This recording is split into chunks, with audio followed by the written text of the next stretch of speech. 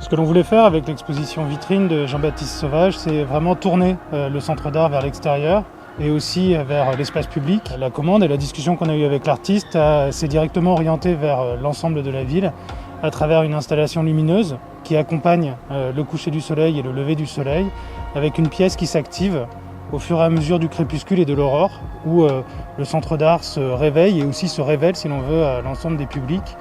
Un écran qui prend la forme à la fois d'un cinéma primitif et d'un hommage ou aussi d'un clin d'œil aux discothèques qui sont fermées et qui donnent l'occasion aux Vélysiens de venir occuper l'espace du parvis dans une forme de contemplation qui peut être musicale ou parfois silencieuse.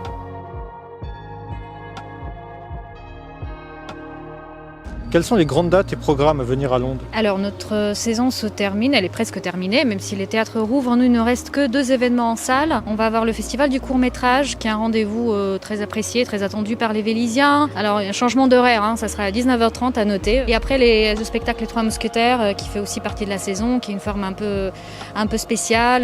C'est un format de 7h30, on vous emmène ailleurs, vous allez voir, il va y avoir des navettes qui partent de Londres. On avait quand même envie de prolonger un petit peu les retrouvailles. Et du coup on est en train d'organiser un événement qui va s'appeler Un été à Londres avec plusieurs spectacles, du cirque, de la danse, une ambulation sous casque, le 10 juillet prochain avec un spectacle qui s'appelle Transport exceptionnel.